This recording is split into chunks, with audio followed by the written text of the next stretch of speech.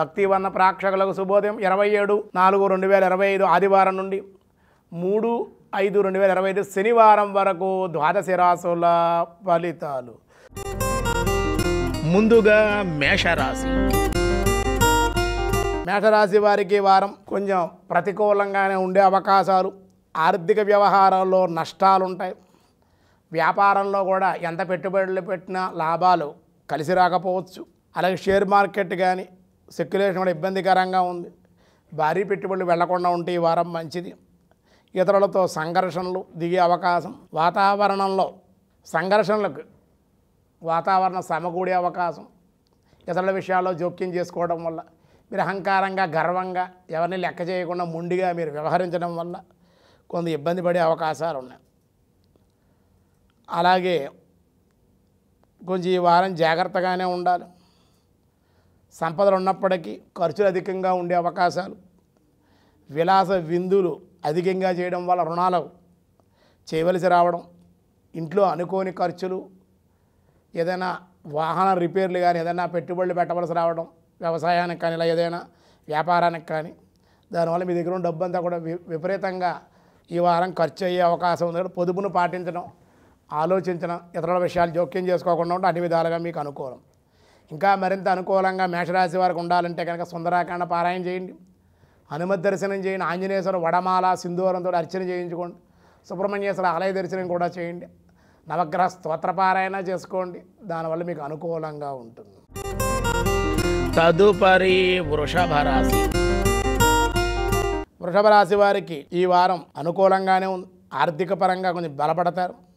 కుటుంబంలో ఖర్చులు అధికంగా ఉంటాయి. కుటుంబ వ్యక్తులకు అనారోగ్య సమస్యల మానసిక అశాంతికి కూడా కారణమవుతుంది. కొంచెం జాగ్రత్తగా ఉండాలి. ఆదాయం ఉన్నప్పుడు ఖర్చుల విషయంలో కొంచెం జాగ్రత్త. అనవసరం ఖర్చులు, చెడు స్నేహాల వల్ల గౌరవభంగం, ధన నష్టం కలిగే అవకాశాలు ఉన్నాయి. నీతి నిజాయితీగా ప్రవర్తించవలసి ఉంటుంది. అవరోధాలు అధిగమించి ముందుకు వెళ్ళవలసి ఉంటుంది. వారంలో కొన్ని శుభవార్తలు వింటారు. దానివల్ల ఆనందం, కుటుంబానందం కలుగుతుంది. దానివల్ల కొంచెం వారాంతానికి మనశ్శాంతిని పొందే అవకాశాలు ఉంటాయి. ఇంకా మరింత అనుకూలంగా ఉండడం కోసం విష్ణు సహస్రనామ పారాయణ, శుక్రవారం అమ్మవారి ఆలయ దర్శనం, లక్ష్మీ అష్టోత్తర అర్చన కూడా చేయించుకోండి, కుంకుమార్చన చేయించుకోండి. అన్ని విధాలుగా అనుకూలం. తదుపరి మిథున రాశి. మిథున రాశి వారికి వృత్తి వ్యాపారాల్లో లాభం ఉంది. ఇతర వ్యవసాయ ఉద్యోగాల్లో కూడా ధనలాభాలు ఉన్నాయి. ఈ వారం ఇతర ప్రదేశాల సందర్శన ఉంది. కుటుంబ వ్యక్తులతో దూర ప్రయాణాలకు అవకాశాలు ఉన్నాయి. శుభకార్యాల్లో పాల్గొనే అవకాశాలు ఉన్నాయి. వ్యాపార వృత్తిలోను ఉద్యోగంలో కొన్ని ఆటంకాలు కూడా వారం మధ్యన ఉండే అవకాశాలు ఉన్నాయి. అవన్నీ ఎదుర్కోవాలి. ఆశించిన ఫలితాలు పొందలేకపోవచ్చు కూడా. కొంచెం జాగ్రత్తగా యుక్తిగా వ్యవహరించాలి. ధార్మిక కార్యక్రమాల్లో పాల్గొంటారు. దేవాలయ దర్శనం, భగవద్ ఆరాధన మీకు మేలు చేస్తుంది. ఇంకా అనుకూలంగా విష్ణు సహస్రనామ పారాయణ, విష్ణు ఆలయ దర్శనం, శనివారం కానీ సోమవారం కానీ రుద్రాభిషేకం చేయించుకోండి. అన్ని విధాలుగా మీకు మరింత మిథున రాశి వారికి అనుకూల ఫలితాలు పొందే అవకాశం ఉంది. తదుపరి కర్కాటక రాశి. కర్కాటక రాశి వారికి చిన్న చిన్న సమస్యలు ఉంటాయి.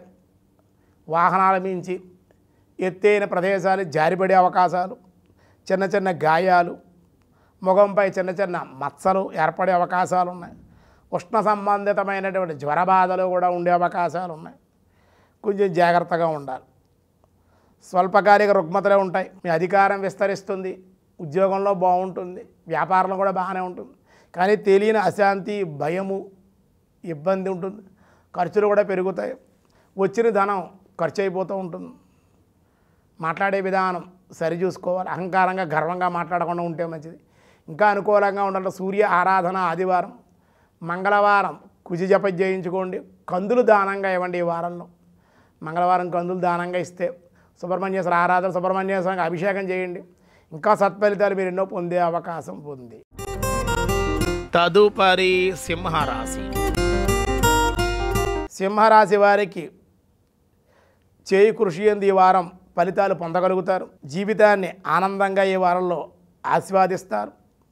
కొంత అనుకూలతగా సహకరించే అవకాశాలు ఉన్నాయి. బంధువులు కూడా ప్రమోషన్ లేదా కొంతమందికి ఏదైనా ఆదాయం కూడా మీకు ఏదో రూపంలో వ్యవసాయం ద్వారా కానీ ఉద్యోగం ద్వారా కానీ వ్యాపారం ద్వారా కానీ ధనాదాయం అందే అవకాశాలు అయితే ఉన్నాయి. ఆర్థిక స్థితి కొంచెం పెరిగే అవకాశం ఉంది, ప్రోత్సాహం ఉంటుంది. వ్యాపారస్తులు కూడా మార్పులు ఉన్నాయి. ఏది ఏమైనా అనుకూల ఫలితాలు పొందడం కోసం ఆదిత్యాది నవగ్రహ స్తోత్ర పారాయణ, దశరథ కొరత శనేశ్వర స్తోత్ర పారాయణ, తిలదీపారాధన, తిలపిష్ట నివేదన చేయడం వల్ల వెంకటేశ్వర ఆలయ దర్శనము మీకు మేలు చేసే అవకాశం ఉంది. తదుపరి కన్యారాశి. కన్యారాశి వారికి భూ గృహ స్థిరాస్తుల విషయంలో ఒక ఏర్పాటు జరిగే అవకాశం, కలిసి వచ్చే అవకాశం ఉంది. వ్యవసాయ మూలకంగా పంట చేతికంది ధనాదాయం పెరిగే అవకాశం ఉంది. భూముల వల్ల లాభాలు ఉన్నాయి కన్యారాశి వారికి. అలాగే కుటుంబ వాతావరణం ప్రోత్సాహకరంగానే ఉంటుంది. ఉద్యోగాల్లో ప్రమోషన్లు ఉన్నాయి, స్థానచలనానికి అవకాశాలు ఉన్నాయి. శారీరకంగా అనారోగ్య సమస్యలు కూడా కొంచెం ఇబ్బంది పెట్టే అవకాశం ఉంది. కొంచెం జాగ్రత్తగానే ఉండి ఆదిత్యాది నవగ్రహ స్తోత్ర పారాయణ, శివాలయ దర్శనము, శుక్రవారం అభువారం ఆలయ దర్శనం కూడా చేయండి. అన్ని విధాలుగా మీకు అనుకూలం. తదుపరి తులారాశి. తులారాశి వారికి ఈ వారం అధికారపరంగా అనుకూలంగా ఉంటుంది. మీ పనిచేసే అధికారులు కూడా మిమ్మల్ని గుర్తించడం, మీకు హోదా పెరిగే అవకాశాలు ఉన్నాయి. పంటల వల్ల, వ్యాపారం వల్ల, ఉద్యోగంలో కూడా లాభాలు ఉన్నాయి. శారీరకంగా మీరు ఆరోగ్యంగా ఉంటారు, ఆనందంగా ఉంటారు, ఆహ్లాదకరంగా కూడా ఉండే అవకాశాలు ఉంటుంది. ఆయుర్వృద్ధి ఉంటుంది. గతంలో పడిన కష్టాలన్నీ కూడా తొలగిపోతాయి.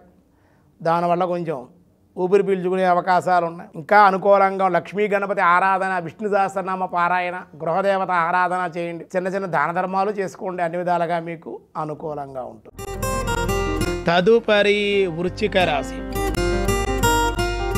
వృశ్చిక రాశి వారికి ఈ వారం ఆరోగ్యం విషయంలో జాగ్రత్తగా ఉండాలి. అనారోగ్య సమస్యలు ఉండే అవకాశం, వ్యాధి చిన్నదైన భయం పెద్దదిగా ఉంటుంది. అనారోగ్య సమస్యల వల్లే కొంచెం జాగ్రత్తలు పాటించాలి.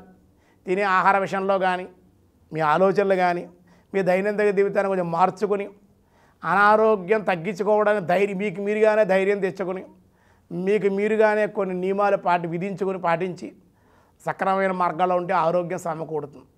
ధైర్యం మీకు ప్రధానంగా ఉండాలి. చిన్న జ్వరం వచ్చినప్పటికీ కూడా భయపడతారు మీరు. అలా కాకుండా ధైర్యంగా ముందుకు వెళ్ళండి, ధైర్యంగా ఉండండి, దైవాన్ని నమ్ముకోండి. భగవద్ ఆరాధన, భగవత్ చింతన, దేవాలయ దర్శనాలు, విష్ణు దర్శనం పారాయణ, ఆదిత్య హృదయ పారాయణ, సూర్య నమస్కారంలో చేయండి. చాలా అనుకూలంగా ఉంటుంది. మిమ్మల్ని ఇబ్బంది పెట్టేటువంటి వాళ్ళు కూడా బంధువుల్లో కూడా ఉంటారు. దగ్గర వాళ్ళే మీకు మానసిక అశాంతిని కలిగిస్తారు. వాళ్ళ మాటలు ఏవి పట్టించుకోకుండా మీరు ధైర్యంగా ముందుకు వెళ్ళగలిగితే వృశ్చిక రాశి వారికి అన్ని విధాలుగా మీకు అనుకూల ఫలితాలే పొందే అవకాశం ఉంది. ఆరోగ్య విషయంలో జాగ్రత్తగా ఉండండి, రికవర్ అవుతారు. ఔషధ సేవన ఉంటుంది, దానివల్ల కోలుకునే అవకాశం ఉంది. ధన్వంతరి హోమం చేయించుకోండి. అలాగే సుదర్శన హోమం, నారసింహ హోమం, నవగ్రహ శాంతి హోమం, లక్ష్మీ గణపతి హోమం, ఇలా పాశుపత హోమాలు మంచి ఒక 4-5 ఉంటాయి. చేయించుకోవడం వల్ల అన్ని విధాలుగా మీకు ఆరోగ్యం సమకూడే అవకాశం, గ్రహదోషం కూడా పరిహారం అయ్యే అవకాశాలు ఉన్నాయి. తదుపరి ధనస్సు రాశి. ధనురాశి వారికి కుటుంబంలో కానీ, చుట్టూ ఉన్న సమాజంలో కానీ మీకు శ్రేయస్కరంగానే ఉంటుంది. కానీ అకారణ కలహాలు చూసి వరచలేకపోవడం, ఈర్ష్యాద్వేషాలు మీ ఎందుకు కలిగి ఉంటారు. బంధువులది కూడా కొంచెం జాగ్రత్తగా ఉండాలి. వ్యాపార విషయంలో స్వయం ప్రతిపత్తిని మీరు కోరుకోవాలి. జాయింట్దారులు అయితే కనుక వాడి మీద పెత్తనం వదిలేసి మీరు ఉండకూడదు. మీ చేతిలో ఉండాలి వ్యాపారం అంతా, గ్రిప్ అంతా కూడా. ఆ విధంగా వెళ్ళగలిగితే వ్యాపారంలో నష్టాలు రాకుండా ఉండే అవకాశాలు ఉన్నాయి. ఉద్యోగంలో కానీ, వ్యాపారంలో కానీ మార్పులకు కూడా అవకాశం ఉంది. వ్యవసాయ మూలకంగా కూడా బాగానే ఉంటుంది. ప్రతి పనిలోనూ కూడా చురుగ్గా, ఉత్సాహంగా పాల్గొంటే కనుక ధైర్యంగా ముందుకు వెళ్ళగలిగితే పనులన్నీ తొందరగా పూర్తవుతాయి. లేదా డిలే అయ్యే అవకాశం, జాప్యం జరుగుతుందన్నమాట.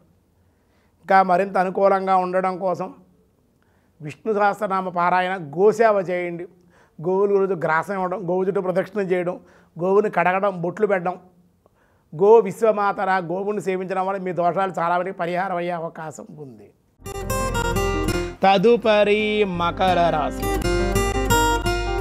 మకర రాశి వారికి ఈ వారం సమయానికి తగినట్లుగానే మీరు వ్యవహరించాలి. కాలాన్ని దుర్వినియోగం చేయకుండా ఉంటే ఈ వారం పనులన్నీ పూర్తవుతాయి. అలా కాకపోతే కాలం వ్యర్థమయ్యే అవకాశం, బద్ధకం ఏర్పడే అవకాశాలు ఉన్నాయి. సంఘంలో గౌరవం, బంధువర్గంలో కూడా శుభకార్యాల్లో పాల్గొనే అవకాశం, అందరం మిమ్మల్ని ఆదరించే ధార్మిక కార్యక్రమాల్లో కూడా పాల్గొనే అవకాశాలు ఉన్నాయి. వృత్తి వ్యాపారాల్లో బాగుంటుంది. మేధస్సు, జ్ఞానము, ప్రజ్ఞ ఇవన్నీ కూడా తెలివితేటలు ఉంటాయి. కానీ సమయాన్ని వినియోగించుకుంటే మీకు చాలా అనుకూలమైన పరిస్థితులు పొందే అవకాశం ఉంది. ఇంకా అనుకూలంగా ఉండడం కోసం సీతారామచంద్ర స్వామి యొక్క సమేత ఆంజనేయ స్వామి ఆరాధన, రామనామ జపం చేయండి, హనుమత్ దర్శనం చేయండి. ఆంజనేయ స్వామికి సింధూరంతో పూజ చేయించడం, తమలపాకులతోటి కూడా వడమాల, అపోపమాల కూడా సమర్పించండి. దానివల్ల మీకు కదలీ ఫలాలు కూడా సమర్పించడం మీకు మేలు కలిగే అవకాశం ఉంది. తదుపరి కుంభరాశి. కుంభరాశి వారికి ఈ వారం కుటుంబంలో శుభకార్య సిద్ధి, శుభకార్యాల వల్ల ఏదో ఒక రూపంలో ధన వ్యయం అయ్యే అవకాశాలు ఉన్నాయి. పై అధికారుల సందర్శన, ప్రయోజనాలు కొన్ని సాధించుకునే అవకాశం. మానసికంగా, శారీరకంగా కూడా కొంచెం స్పష్టతగా ఉండాలి. ఏం చెబుతున్నా ఎదురు అర్థమయ్యేలా చెప్పాలి, ఉన్నది ఉన్నట్లుగానే చెప్పాలి. లేని ఊహించి చెప్పడం వల్ల ఇబ్బందులు. గతంలో ఏమైనా రుణాలు చేస్తే ఆ రుణదాతల ఒత్తిడి పెరిగే అవకాశం ఉంది. లేదా రుణాలు ఏమైనా చేసి ఉంటే తీర్చలేకపోవడం, ఆ సమయాన్ని చేతికి ధనం అందకపోవడం, అందిన ధనం ఇంకో రకంగా శుభకార్యాలకు దేనికో ఖర్చు అయిపోవడం, దానివల్ల రొటేషన్ కాక ఇబ్బందిగా ఉండే అవకాశాలు ఉన్నాయి. అలాగే ఆరోగ్యం విషయంలో కూడా జాగ్రత్తగా అనారోగ్య సమస్యలు రాకుండా ఉంటే, అవి రాకుండా మీరు పంచివాలిట క్రమశిక్షణతో ఉండగలిగితే అన్ని విధాలుగా అనుకూలం. ఇంకా అనుకూలంగా ఉండాలి అంటే కనుక ఆదిత్యాది నవగ్రహ స్తోత్ర పారాయణ, సోమవారం పరమశివుడు రుద్రాభిషేకం, శనివారం వెంకటేశ్వర స్వామి తులసార్చన చేయించండి. అన్ని విధాలుగా మీకు అనుకూలంగా ఉంటుంది. తదుపరి మీనరాశి.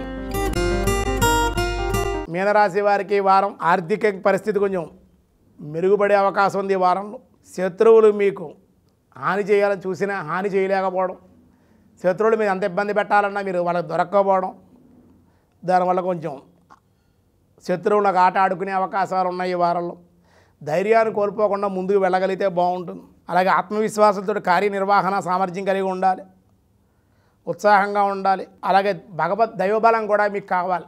భగవత్ చింతన, భగవద్ ఆరాధన చేయాలి.